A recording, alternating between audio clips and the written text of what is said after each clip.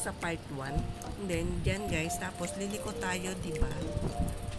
Yan, liliko tayo dyan, and then, diretso lang lakad.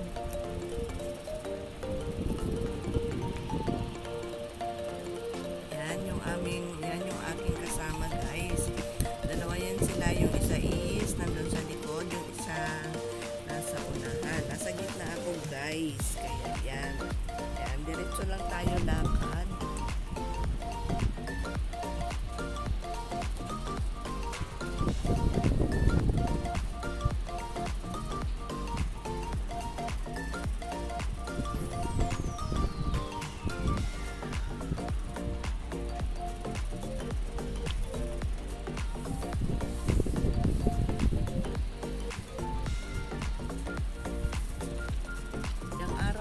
Guys, is sobra talagang init.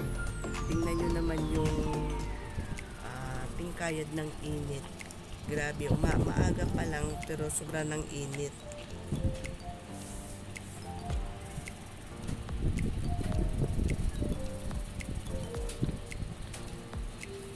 Ayan, diretso lang lakad guys. Yan na yung hindi na kayo tatawid sa kung saan basta diretsuhin lang yan.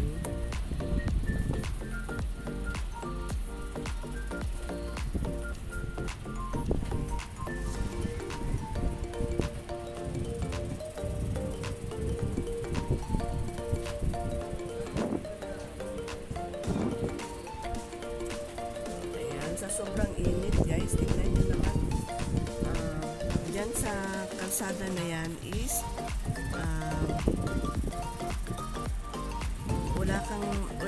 wala man lang mga kahoy na pwede mong pahingahan, silungan.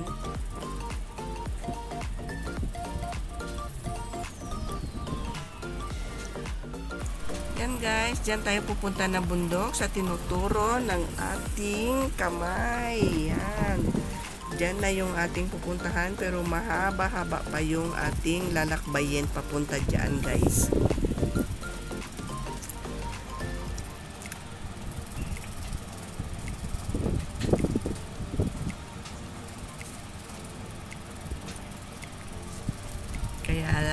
Kaya yung ating lakad is dahan-dahan lang. Yan, diyan tayo pupunta.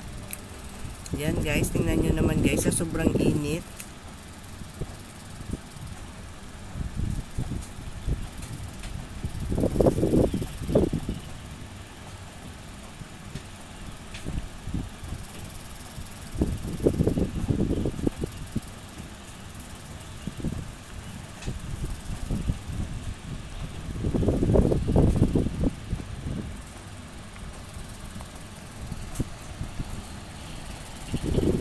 Meron din minibus guys na pwedeng sakyan, pero mas maganda pag lalakarin natin kasi para hindi naman siya maganda mag-hiking kung sasakay ka ng bus. Yan, meron isang puno sa isang daanan sa may bus station. Yan, basta diretso lakad lang guys.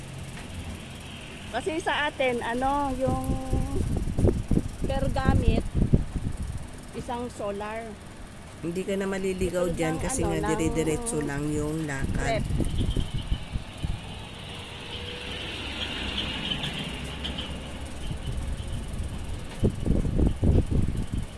Grabe ka init today.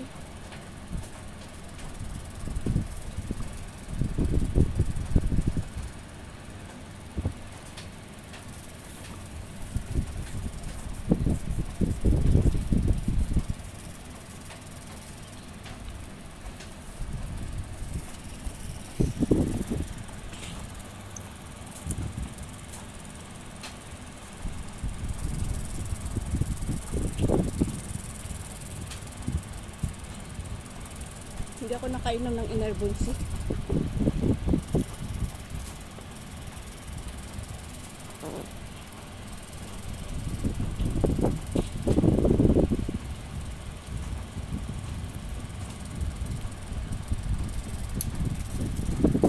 Yan.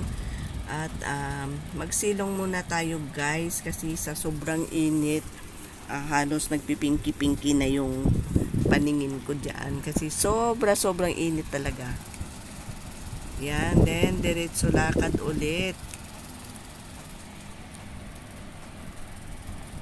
Yan guys, medyo malapit-lapit na yan guys.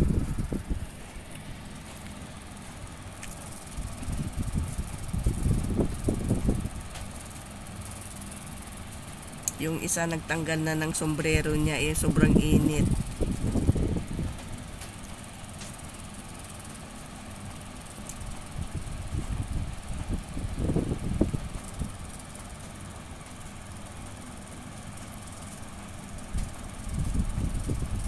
Yan.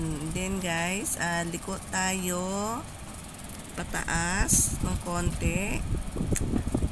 Yan.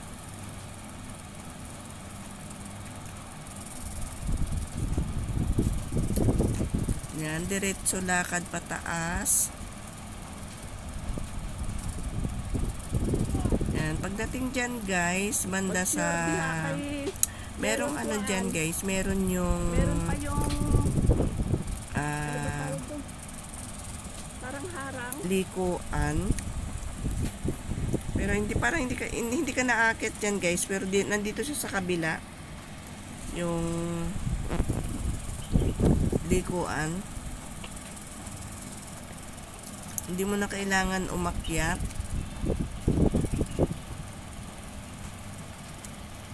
Yan guys, ayan, dyan tayo liliko. Dyan tayo liliko. Yan yung starting point na papunta dun sa taas. Meron din na akyat. Yan, liko dyan. Tapos lakad hanggang doon sa may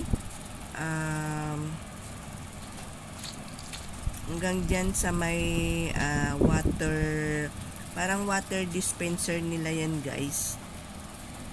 Yan kasi yung tubig na pinagkukuhanan na nagsusupply sa mga kabahay-bahayan dyan sa baba. Yung mga bahay na nadadaanan namin kanina. Yan guys, nakikita nyo yung ano guys, yung pader yan. Ayun, no, may makikita kayong Pilipina to na nanggaling na dyan sa taas, siguro is bababa. Yan, and then may nakasabay kaming dalawang Pilipina na parang nagga-guide sa amin na sila kasi alam na nila dyan, lagi sila dyan na nagtatambay.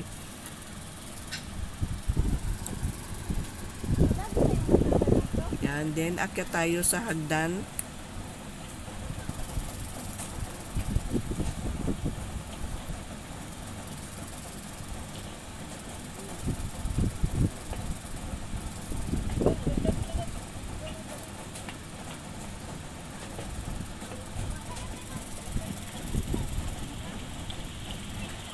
Oh, 'di ba guys? Ang ganda niya diyan sa loob. Yan yung tubig guys. Yan yung tubig na yan guys is sinasala yan guys. Meron yung salaan diyan sa ilalim. Tapos diyan kumukuha ng tubig. Diyan nanggagaling yung supply ng mga tubig ng mga residente sa baba.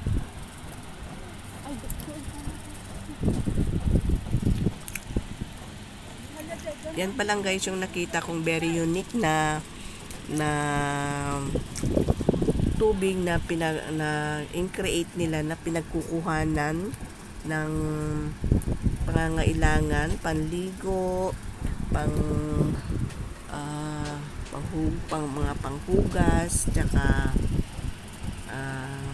pwede na rin inumin guys kasi nga kumbaga may filter yan na kumbaga sinasala na siya papunta dun sa baba. Kaya hindi sila guys kaya hindi sila nahihirapan sa tubig dito. Kasi nga maganda yung kanilang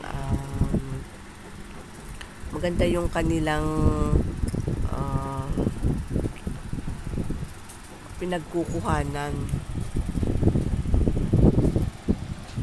di ba guys? Yan, then nakakit na kami dyan sa taas. Yan, dyan kami muna tumambay sa taas at nagpicture-picture, tsaka nagvideo-video.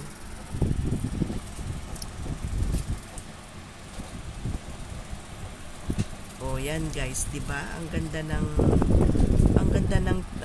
ng tubig. Napakalinis yan guys ng tubig diyan. Yan, and then bababa na kami. Pupunta kami dyan sa baba. Di ako makakit dito.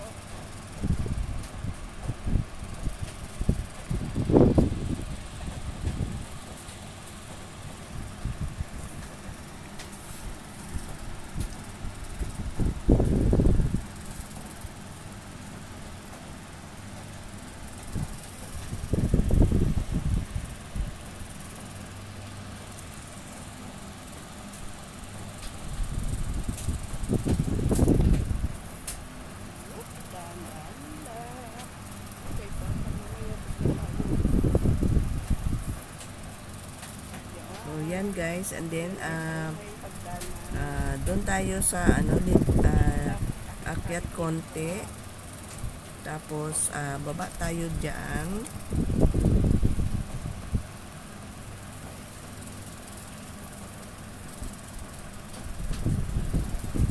Yan, baba na tayo guys diyan sa papuntang reservoir.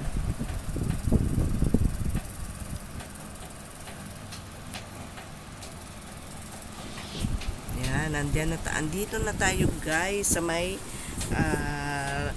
reservoir. Yan.